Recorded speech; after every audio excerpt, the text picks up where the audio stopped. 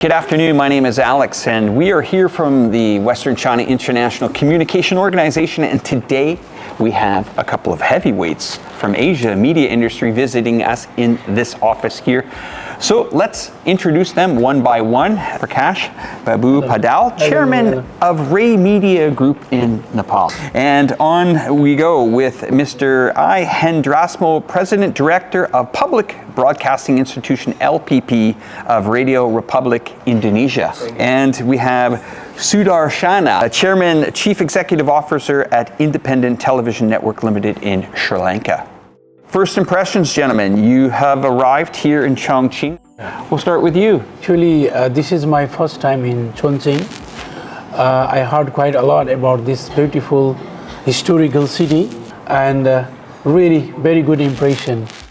So I must say it's a fascinating city, Chongqing. The ancient city is very beautiful, and also the modern landscape, architecture, the mountains.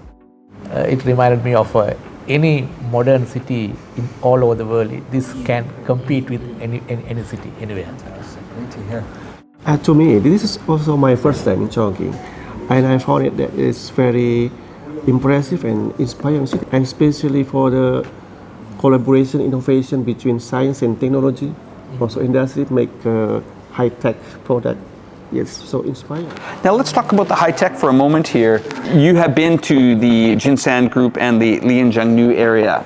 Is there anything that you see in particular that is maybe cutting edge, something new?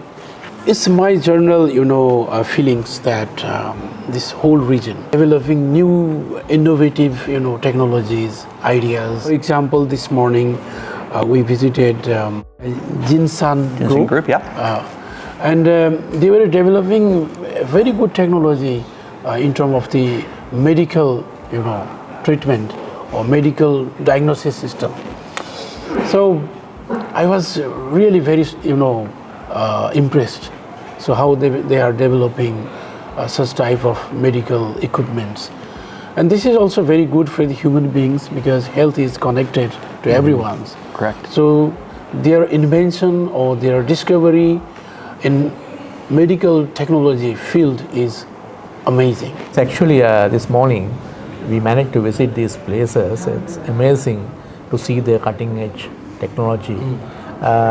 Also, we heard so much about the coastal areas, but when it comes to the inland, the Chengdu, Chongqing, this twin development area, actually we witness how far they have advanced, especially the medical, as my colleague here mentioned, the medical marvels, the cutting edge technology. Also, we managed to visit this automobile center where we've seen various new developments which actually inspire. Now you might be referring maybe to the Lianjiangnu area and you saw some automobiles and technology on display. Yeah. Just to let you know that there is a lot of synergy and collaboration going on in China with software companies, automotive companies, and this was really to try to push this new energy vehicle into the future. And both of you gentlemen have also already mentioned the Chongqing-Chengdu Economic Circle, which combined population just in that economic circle is 100 million people. Wow. Let's move on to you, sir, your impressions today. Yeah, I saw that the development is very systematic, and they unite between innovation and collaboration, and they unite among science, technology, industry, finance. It's very systematic. Have we seen Chinese new energy vehicles or Chinese technology or Chinese innovation come into these countries? Yes, it's very extraordinary actually. I can imagine because very useful for humankind, not only in China but in the world too. Because we heard that the Jinsan already export its product, medical technology, to 66 world countries in the world. Yeah. Yes, actually this automobile R&D center we visited, we have witnessed many developments. I must say that even though China and Sri Lanka has a long-standing economic cooperation, we are yet to witness the automobiles coming, and we look forward. I think in the near future, the new developments will also reach Sri Lanka. Also, I mean, going back to your reference about the collaborations and synergy, that actually really struck us because I have seen many universities, they have established their branches here, research units. So I can see a lot of opening up here. Are we starting to see some automotives come to Sri Lanka now? New energy vehicles yet? Yes, I think because Hambantota would like to see new energy vehicles coming in, and also maybe some factories also opening up there. So kind of extension through this new port initiative. I just wanted to talk to you gentlemen a little bit about the RI. There's this perception around the world that it's China, debt trapping, moving into these nations. But we are now starting to see other countries now exporting back into China. In Nepal here, I might want to add to that. Yeah. Actually, as you know, Nepal is a landlocked country. Yes. And fuel is always a big problem. Whenever we have dispute with our neighbors, particularly with India, they block a fuel supply, So we are searching for the alternative way of the transportation for a long time. Now there is the possibility of the electric vehicles. So if this new alternative vehicle technology works, I think we will be benefited. So we are looking forward more development in electric vehicles. I just want to add a little bit more to the new energy vehicles here, what I've seen in this city in the last few years. Right. A remarkable push. I would be as confident to say that this will be the next motor city, not of China, but of the world. Here's the beautiful thing about countries like Nepal and Sri Lanka and Indonesia. You'll be able to leapfrog generations where other collective West countries are still stuck. We're all in the media industry. What do you think is, I guess, our main challenge here in media? Now it's going to multi-platform in order to connect with audience. We have media that owned by the state. This is our challenge. We are now transforming to digital media. Are you finding ways to work with Chinese media to help you with that, or? We have collaboration with CMG, Chinese Media Group, especially on broadcasting the Chinese language. And I believe that the future is Asia, and China will be the one of the central of the world. So we realize that we have to able to communicate, and we believe that our audience should learn. Let's move on to you with the challenges, and we've just heard from our colleague. Have you encountered much? The Independent Television Network is the pioneer television station in Sri Lanka, fully owned by the government. But we are a company, we have to earn our revenue because we are a funded organization. So at one point we were the market leader, but we saw our position is declining due to the competition from the privately owned networks, which brought many new technologies where we were sort of lagging. That we see this challenge as an opportunity.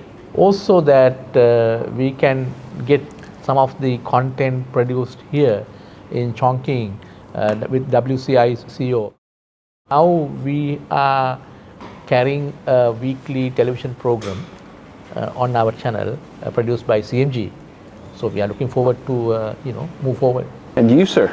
To survive media is a big challenge actually. We are applying new technology, but the market has not increased, particularly after the COVID-19.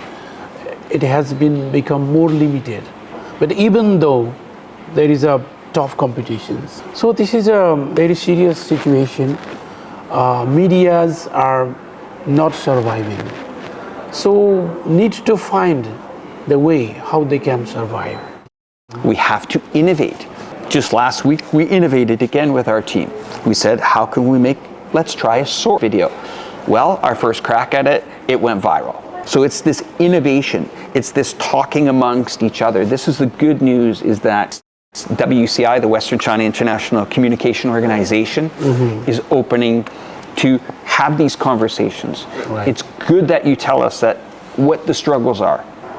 You coming and visiting us here at the WCICO really opens the doors to collaborating.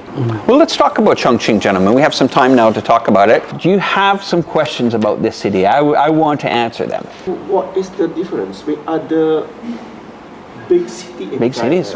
This is a good question. So let's say we're going to compare Chongqing to, let's say, Shanghai, Beijing, something, or Guangzhou. So first of all, when Chongqing became the municipality in 1997, when it comes to logistical chains, we have a very well-known railway that goes all the way to Europe from Chongqing.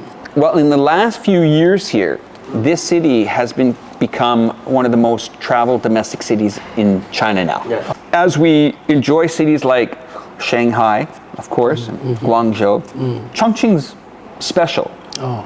And you will see it, beautiful mountains, fantastic bridges, 2 amazing rivers, Yeah. great food, Yeah.